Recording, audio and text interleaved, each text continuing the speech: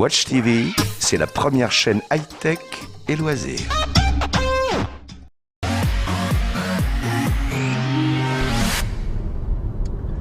Voilà, je suis avec Mathieu Turel du Parisien. Salut Mathieu. Salut. Mathieu, on essaye cet Audi Q2. Alors Audi le dit inclassable, c'est un SUV. Ouais, inclassable, c'est vrai que c'est quand même un SUV. Hein. Ce qu'il faut dire, c'est que c'est quand même le segment qui cartonne. C'est 25% des ventes de véhicules neufs. Et donc Audi se devait d'être sur ce segment des SUV compacts. Alors on est sur le segment du Captur du 2008. Ouais. Pour Audi, le concurrent naturel, ce serait plus le Mini. Ouais, Mini Countryman, je crois que c'est d'ailleurs le seul SUV compact premium. C'est ça. Alors ce SUV, donc moi il me fait un peu penser à une Polo dans son gabarit. C'est quoi? C'est 4,10 m, 4,20 m. Ouais. Donc effectivement c'est compact.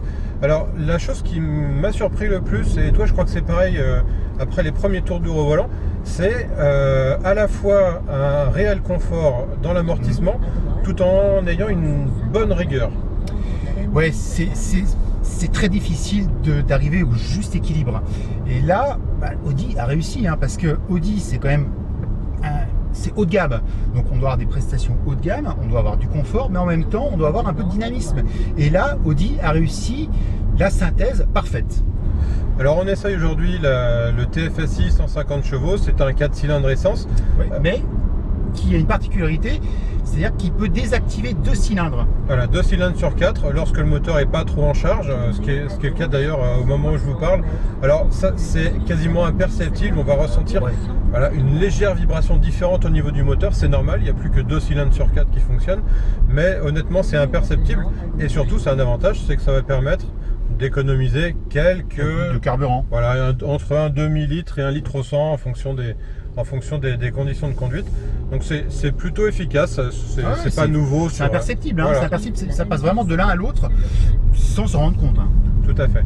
Alors le Q2 sera également disponible avec un petit moteur diesel 116 chevaux et un plus gros 190 chevaux. Entre les deux au lancement rien. Ce qu'il faut savoir aussi, c'est que Audi explique que quasiment 50% des acheteurs maintenant vont prendre un essence. Absolument.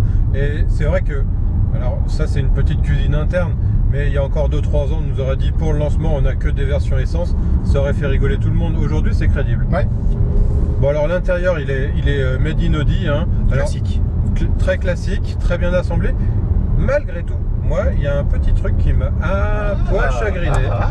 C'est ce petit aérateur qui ressemble beaucoup à celui de l'Audi A3 avec le côté pivotant et le petit cliquetis, mais il est moins bien assemblé que sur une A3, il y a un peu de jeu. Et alors figure-toi que on a entendu quelques vibrations en passant sur les routes. Et oui, c'est assez étonnant parce que normalement voilà, tout doit être parfait, on ne doit rien entendre. Voilà, le petit grillon, on ne doit jamais l'avoir dans une Audi. Et là, moi j'en ai entendu un petit. Mais qu'à gauche, hein, qu'à gauche. J'ai essayé à droite, il n'y était pas. Bon, on va dire que c'est une pré-série. Alors on va embrayer et finir sur le tarif. C'est Audi, tarif de base 26 500 € avec le petit diesel. Là actuellement on essaye la version design luxe qui est à 35 000 € tarif d'accès en essence. Commence à faire, hein. Et on est sur cette version à boîte automatique, enfin boîte à double embrayage S-tronique à 37 500 €.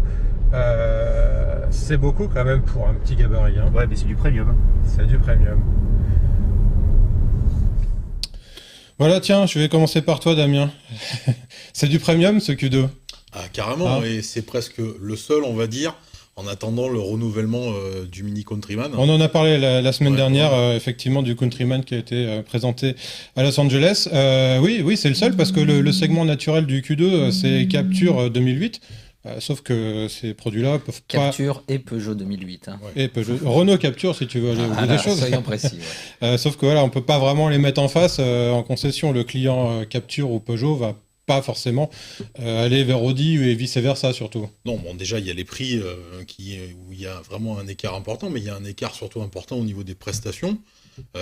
Et au niveau de la technologie embarquée, la concurrence, il y a beaucoup de concurrence sur le marché, mais elle ne peut pas rivaliser en termes de finition et même presque de motorisation, puisqu'on a un catalogue qui est quand même très large. Non, le Q2, c'est vraiment une belle proposition premium. Il est au sommet de la catégorie. Et si on parle d'un Countryman, par contre, est-ce qu'on est... alors le nouveau, justement, a quand même progressé a priori, notamment en habitabilité, il est énorme par rapport au précédent. Est-ce que... Enfin, là, pour le coup, toi, personne l'a vu. Je pense que ce sera le seul réel concurrent direct, non ? Pour le coup. Oui, et puis on se retrouve finalement à mi-chemin entre ces crossovers citadins et ces crossovers compacts. Il faut voir le Q2 pas comme le crossover de l'Audi, dérivé de l'Audi A1, mais plutôt comme dérivé de l'Audi A3 finalement. Ouais, c'est ça. Ouais, carrément, parce qu'effectivement, en termes de gabarit, il est très proche de l'Audi A3, un tout petit peu plus grand. Par contre, il est plus petit que le Q3. Oui. Le Q3, du coup, on pensait que c'était le SUV de l'A3, mais non, ça va être le SUV intermédiaire, en attendant un possible Q4. Oui, et ce Q2, finalement, il obligerait presque Audi à repositionner le futur Q3, parce qu'il est vraiment très proche. Bon, il y a un écart de prix qui est quand même pas négligeable, mais le volume du coffre et l'habitabilité sont quand même assez proches. C'est vrai. Driss ?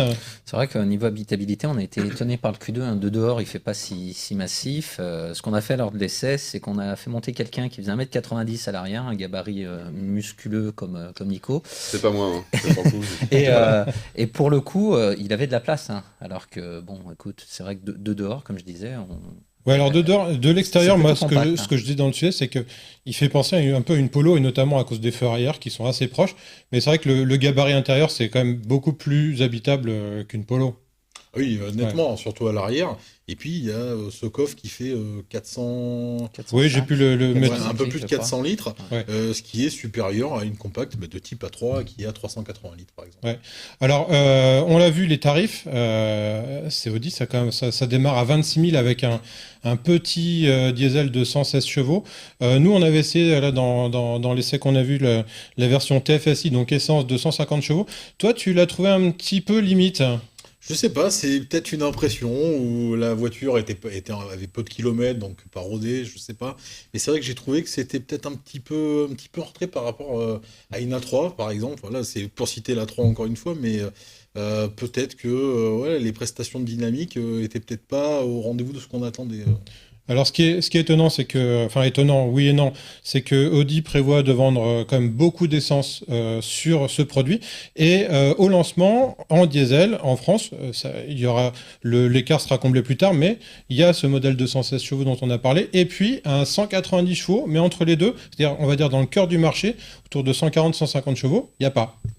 Va y avoir. Va y avoir, Voilà, mais au lancement, il n'y a pas. 150 Non, chevaux. au lancement, non, il n'y aura pas. Et après, par contre, ce qui est sympa pour le client, c'est qu'il y aura vraiment un parallèle entre la gamme essence et la gamme diesel, 116, 150, Ouais, 180. ça sera effectivement. Mais il va falloir compter une bonne année avant que tous les modèles soient disponibles. Absolument. Driss, le spécialiste Est Techno, qu'est-ce que tu pourrais dire de ce Q3 ? Bah, je serais tenté de te dire, regarde les émissions précédentes, hein. Parce qu'on en a déjà Eh oui. parlé. En gros, ça reprend l'équipement qui a été introduit avec le Q7, qu'on a retrouvé aussi, qu'il y avait sur le TT, qu'il y a sur la 4. Alors Donc, j'imagine que tu fais référence au Virtual Cockpit. Il faut savoir que sur le Q3, quelle que soit la version, c'est une option. Il sera jamais de série. C'est cher dans le Q3 Je me souviens pas du tarif, mais C'est pas très cher. C'est aux alentours de 4 à 500 Ouais, euros. c'est pas à excessif. condition d'avoir d'avoir le déjà. système MMI, la finition qui va bien, et voilà. qui va avec, la ouais. navigation la plus haut de gamme. Là, le modèle qu'on essayait, on en parlait, est à 35 000 euros hors option et hors boîte DSG. On grimpe déjà à 37 000 et des boîtes avec la boîte DSG. Si on rajoute les options, j'ai envie de dire obligatoires, on va évidemment dépasser les 40 000. C'est quand même, c'est beaucoup pour un petit véhicule 4 cylindres. Hein. Ça peut paraître beaucoup. Encore une fois, ce qu'il faut comprendre, c'est que la clientèle Audi, elle met en moyenne 40 000 euros dans une A3. C'est les tarifs. Et elle achète massivement les finitions les plus haut de gamme. Donc pour la sachant clientèle qu'un- Audi, c'est pas choquant. Sachant que je rebondis à nouveau sur Mi, c'est que si on regarde un Countryman, même celui qui est encore sur le marché avant la nouvelle génération, si on l'équipe complètement, une version Cooper S et tout, ça, je sais de quoi tu parles, on dépasse allègrement les 40 000. C'est pas extraordinaire, hein, on en croise plein les rues en fait, hein, finalement. Donc ça n'a rien d'étonnant. On est sur le même type de clientèle, je pense. Voilà donc un produit globalement convaincant, bien que le prix soit très élevé. On va changer de sujet. La famille Sport Series de McLaren s'agrandit. Après la 570S et la 570 GT, voici la petite 540C, petite entre guillemets. La moins chère de McLaren est-elle une sportive au rabais? Je vous propose de regarder ce premier contact et d'en discuter ensuite avec notre docteur McLaren que tu as, Nicolas. Absolument. On regarde.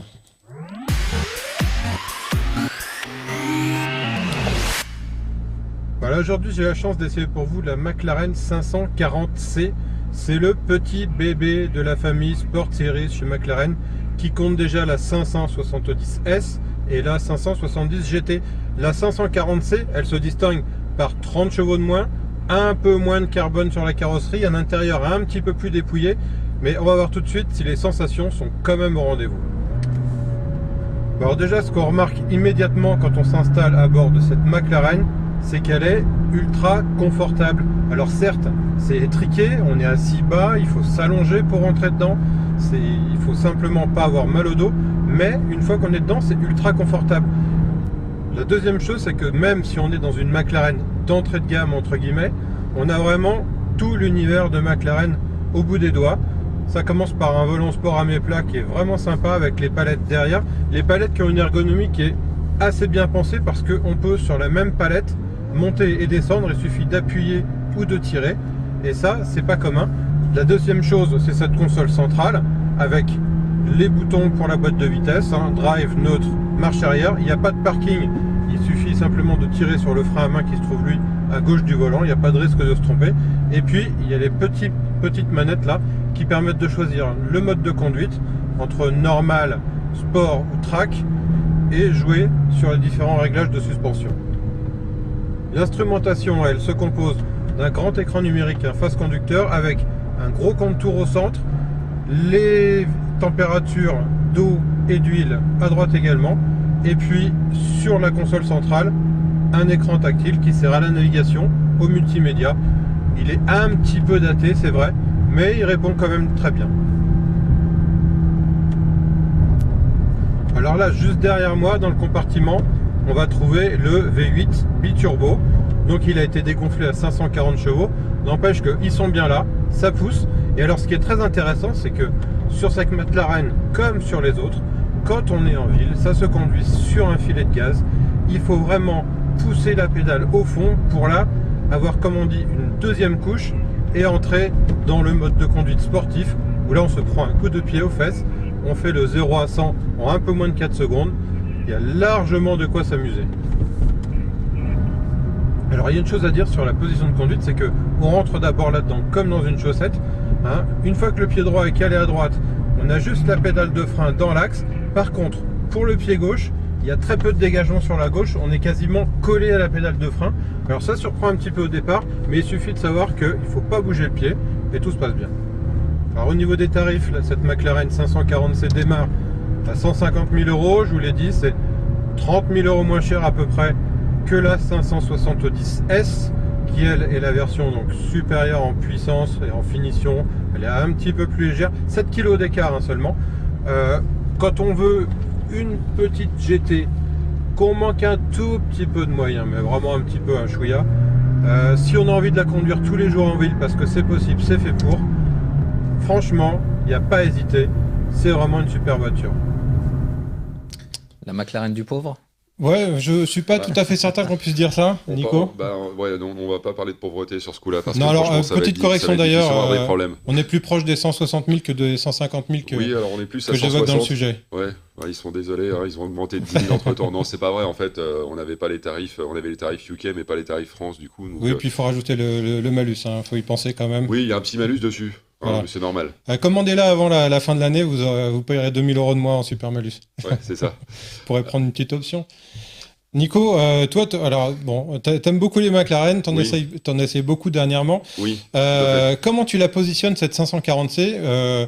Moi, j'ai pas essayé la S, j'ai essayé la GT. Ouais. Bon, c'est un peu différent en gabarit et en prestation, mais par rapport à la GT justement. Bah, la GT, on l'a définie.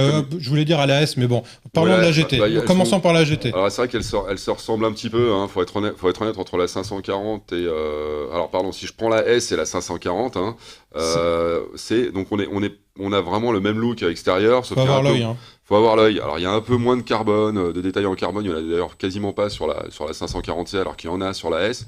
La S coûte quand même 20 000 € de plus. Il y a des freins en céramique. Il y a pas mal d'éléments en plus. Hein. La direction est différente. Si on passe de l'une à l'autre, en fait, quand on les voit, on n'a pas l'impression qu'elles changent des masses. Mais quand on passe de l'une à l'autre, là, il y a une grosse différence. Il y en a une, la 540C, c'est une voiture entre guillemets d'entrée de gamme, mais on peut même pas dire ça. Elle permet de rouler tous les jours, elle est relativement confortable quand même. C'est compliqué de dire que c'est une entrée de gamme. Hein. Et oui. La 570S, c'est pour aller sur la piste. C'est-à-dire que c'est un peu comme GT3 chez Porsche. On va sur la piste avec pour s'éclater. Alors que la GT, on a ce fameux coffre à l'arrière dans la bulle là, qui permet de rajouter quand même pas mal de bagages. Hein. J'avais fait un test une fois, on peut en mettre pas mal, c'est assez étonnant. Et puis c'est plus confortable, c'est plus luxueux. Plus facile d'accès. Plus facile d'accès. Enfin, ouais, voilà, on est à peu près pareil sur les trois hein, en termes d'accès, mais parce que c'est la même base, hein, si tu veux. Mais par contre, on a vraiment trois définitions de la supercar entre guillemets quoi, avec chaque fois 20 000 € d'écart quand même, ce qui est pas rien. Et alors en termes de prestations routières au volant, la 540C elle est quoi? Elle est un petit peu moins affûtée. Alors elle met malheureusement 3 secondes 5 sur le 0 à 100, c'est vrai que c'est moche. Les autres sont un peu plus bas, c'est-à-dire que voilà. Mais on sent pas, franchement la différence pure et dure, c'est vrai qu'il faut vraiment passer de l'une à l'autre, prendre une S entre les mains et se rendre compte là, oui, c'est plus ferme, c'est plus efficace, c'est plus affûté. Ça marche un poil mieux, ça fait pas le même son non plus d'ailleurs, parce qu'ils ont travaillé un peu plus l'échappement sur la version S. Et effectivement, cette différence de chevaux qui est pas extraordinaire, on la ressent pas énormément, plus au niveau du couple, à la limite qu'on va ressortir les choses, ça tu l'as remarqué, mais voilà, ça reste relativement proche et on l'a pas à se sentir minable au volant d'une 540C aujourd'hui, quoi. Ça reste une voiture sportive et une supercar. La presse a l'air assez unanime là-dessus, effectivement. Et moi, j'avais vu un papier qui m'avait intéressé, c'était sur le site internet de Top Gear UK, qui avait pris en avant-première, qui avait comparé la 540C avec la S, et qui ne trouvait même pas de différence en performance pure, c'est-à-dire en accélération, ils arrivaient à aller au dixième près au même chiffre. C'est pas loin. En vitesse de pointe, c'était vraiment, fallait couper les cheveux en quatre pour trouver la différence. Voilà, donc qu'est-ce qui peut motiver aujourd'hui à prendre une ES à part si on est un pistard, quoi? C'est vraiment, faut être pistard, à mon sens. Hein. C'est-à-dire que tu vas avoir justement, comme je disais, des freins en céramique qui vont te permettre d'avoir un peu de freinage. Déjà, on le sent au freinage. Hein. C'est-à-dire que on a des gros freins sur la 540C, mais c'est des freins classiques. Hein. Alors que l'autre, on attend que ça chauffe un peu, et c'est vrai que la S a beaucoup plus d'endurance, beaucoup plus de mordant en termes de freinage, donc ça marche mieux en piste, forcément. Et puis c'est vrai que sur la durée de vie, hein, on aura une voiture qui permettra justement de faire le fou sur circuit, alors que l'autre, c'est une voiture pour rouler tous les jours, entre guillemets, quoi. Qu'est-ce qui manque à cette gamme Sport Series? Parce que là, il y a trois déclinaisons qui ont finalement chacune une identité assez propre, même si elles se ressemblent beaucoup. Qu'est-ce qui manque? Un cabriolet un break. Un break, alors ça, je pense pas que ce soit forcément dans les... Pourquoi pas, hein, on est bien, on est en Angleterre. Une version 4 places, type pour aller s'amuser contre une Panamera ou une ça n'existe pas chez McLaren. A priori, on aura des versions Roadster Spider qui vont sortir l'année prochaine sur la gamme Sport Series. Ça va arriver tout doucement, sauf, je pense, pour la GT, parce que forcément, il n'y aura plus de clof, donc plus d'intérêt réel sur la voiture. Absolument. Mais par contre, une 4 places, une grosse GT chez McLaren, ce serait bien. Ouais. Voilà. Après, il y a des rumeurs en ce moment sur une 3 places, héritière de la F1, des années 90. Mais bon, on n'a pas trop d'infos là-dessus, ce serait une 3 places, mais au niveau P1, donc un truc qui serait limité à 50 ou 100 exemplaires dans le monde et 2 millions de pounds, un truc vraiment à part. Il y a un conducteur assis au centre ou je sais, là, pour l'instant, il n'y a pas trop d'infos là-dessus. La seule certitude qu'on a, c'est qu'il n'y aura jamais de SUV, ce qu'il nous avait annoncé lors d'une présentation. On ne fera pas de SUV. Alors ce qui est sûr, moi, ce que je sais en tout cas de mon entourage, c'est que McLaren, il y a 15 nouveautés d'ici à 2022, ce qui n'est pas rien. Alors nouveauté, ça peut être renouvellement de gamme aussi, hein, parce que 650, il y a un cycle de vie, on sait que ça risque de bouger, mais 15 nouveautés, c'est quand même pas mal. Bien, messieurs, alors chez Seat, on va rester un peu dans les sportifs, mais un petit degré en dessous quand même.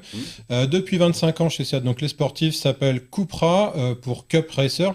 Alors pour fêter ce bel anniversaire, nous avons emmené la déclinaison sportive de la compacte Leon sur l'une des plus belles routes du monde que je vous laisse découvrir maintenant.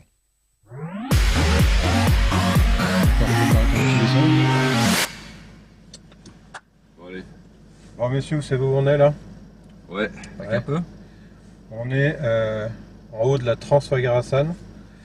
Cette route construite par Ceausescu en Roumanie, Voilà. Il l'a fait construire. il l'a fait construire. Je pense pas qu'il ait jamais touché une pelle de sa vie. Non. Enfin, sauf à la fin, mais Ouais, il se et l'est encore, pris. c'est pas lui qui est. Il se l'est Voilà. pris l'appel. Bref, on est à bord d'une Seat Leon Cupra. C'est la version ultra sportive de la Leon, la compacte. On est dans la 5 portes, elle existe en 3 carrosseries, coupé, break et 5 portes. La Léon la plus puissante. La Leon la plus puissante, la Seat la plus puissante. Aussi, surtout, ouais. Maurice. Enfin, Et donc, ce qu'on va faire, c'est qu'on va se faire cette route qui est qualifiée comme étant l'une des plus belles du monde. Mais on va pas faire que ça, Driss. Je te propose un petit défi. Ouais, bah je vais essayer pendant que tu manies Ouais. aisément le volant de dessiner. Qu'est-ce que tu veux que je te dessine? T'as un iPad entre les mains. Je propose que tu nous dessines une Leon Cupra, tiens. là, Allez. tu le fais bien. Hein. Ouais. Je vais essayer. Hein, tu Hein. avec Avec le gamin. Avec tu le paysage autour, Ouais, les enfants qui courent, D'accord, enfin, tu vois, ok, vois. bien, tout, quoi. Ouais. Les moutons, enfin tu fais Ouais. voilà, bien, une Leon Cupra, quoi. Inspiré, Tu tu vois. vois. Ok. Hein. Allons-y. Qu'on revienne pas avec rien. Moi, je suis arrimé derrière, c'est T'es bon. arrivé derrière? Ouais. Bon. Allez. Pendant ce temps-là, on va vous décrire un petit peu ce qu'on ressent dans la voiture. C'est parti. Ce qu'on ressent, c'est que ça bouge. Alors, Ouais. C'est vrai qu'à l'arrière, on ressent un peu plus les choses qu'à l'avant. Faut reconnaître. Ah, on est bien baladé. donc on a là un moteur 2 litres turbo, 290 chevaux. Là, il est accouplé à la boîte méca. Sincèrement, elle est super bien cette boîte. On peut tout faire en troisième sur ce genre de circuit, de route enlacée comme ça. C'est très souple, ça reprend très bas, il y a beaucoup de couples. En plus qu'avec avec ce moteur, tu peux rester en troisième la plupart du temps. C'est exactement ça. T'en es où, toi, de ton dessin? Ça avance, écoute, c'est joli. Ouais. Mon Dieu. Mais attends, mais franchement, T'es pas designer, hein? non, je crois que dans un an, ton fils, il fera ça hein, quand même. Hein. Ouais. Allez, on va revenir sur la voiture. Nico, toi, t'as essayé la version coupée avec la boîte DSG. Boîte DSG, bon, la boîte DSG, on la connaît, hein, elle est très efficace cette boîte. Moi, je la trouve très très bien. La boîte, rien à dire. Elle est très réactive, elle obéit à ce qu'on lui demande de faire. Ça, c'est important dans ce type de voiture. On a quand même 290 chevaux et un véritable outil en fait Ouais. pour la route. Je trouve qu'elle est. Moi, ce qui m'étonne en fait sur cette voiture, c'est que Seat a fait une voiture une sportive assez complète. C'est-à-dire qu'elle est hyper efficace au niveau du train avant. Je trouve qu'on a je veux dire, la puissance, le couple est vraiment bien transmis. Voilà, on peut commencer à remettre les gaz alors que le volant est encore braqué, sans que la voiture soit trop à la peine, quoi. Tout à fait. Alors moi, l'autre aspect intéressant de cette voiture, en fait, de la Leon, c'est que c'est la suspension pilotée. Alors là, on est en mode Cupra, donc très raide. Ferme. Je le sens plutôt bien à l'arrière, d'ailleurs. Je suis bien secoué. Mais justement, en venant au mode confort, on a une voiture qui finalement est beaucoup plus homogène et on peut rouler en ville sans être trop secoué. On a une voiture qui est presque confortable, ce qui n'est pas le cas de beaucoup de ses concurrentes. Hein. Je pense à la Mégane RS, par exemple, de chez Renault, qui reste même un bout de bois. Hein, Ouais. en zone urbaine. Là, on a une voiture qui est un peu plus polyvalente et qui du coup est plus agréable. Bon, les enfants, on l'achète ou pas? Carrément, oui. Moi, je l'achète, ouais, Sans hésiter, ouais. sans problème. J'achète la route aussi, hein, parce que c'est quand même, Ah quand ouais. même une route mythique ici, et Ah ouais. juste pour jouer avec, C'est- pour jouer éventuellement avec d'autres voitures d'ailleurs. C'est le circuit 24 grandeur nature. Ouais. Sincèrement, si vous avez une voiture sportive ou pas, même d'ailleurs, hein, c'est quelque chose à faire. C'est un petit peu loin de la France, mais ça peut se faire en voiture aussi. On traverse l'Europe. Et franchement, c'est un pied total. Puis la Roumanie, c'est des paysans. Voilà. Allez, ciao. T'achètes la route, Nicolas Ceausescu? J'achète tout. Non, mais j'achète aussi la voiture, hein, surtout. Bah, on a quand même le dessin de Driss qui est là. Oui. Voilà, Alors- je vous propose de. On va peut-être le mettre aux enchères d'ailleurs. Je sais pas si on peut le voir à Ouais. l'image. Ça Ouais. sur Enfin, eBay. Je tiens à signaler un truc, je vais regarder la caméra parce que je vais parler à ton fils Wesley dans quelques années, tu verras ces images. Ne fais jamais ça. Je sais que tu seras meilleur en dessin, je sais que tu es bon, tu es un joli garçon et tu feras mieux que ton père, ça on le sait. Voilà. Bon, juste une petite précision parce que la nouvelle Léon du coup sort, enfin la version facelift sort ces jours-ci. La prochaine Cupra va gagner 10 chevaux. Il y aura même une version 4 roues motrices sur le break. Ce sera l'occasion de refaire des belles images. Peut-être pas sur la Transfagarasan, mais ailleurs probablement. Voilà, maintenant, il me reste à vous remercier, messieurs. Merci à vous toutes et tous de nous avoir suivis.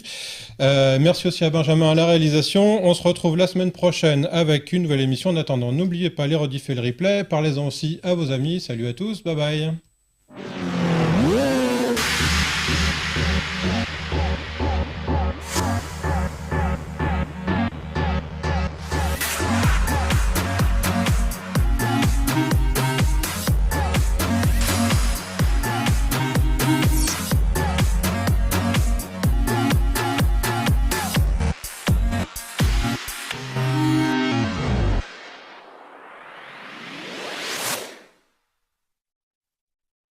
Watch TV, c'est la première chaîne high-tech et loisirs.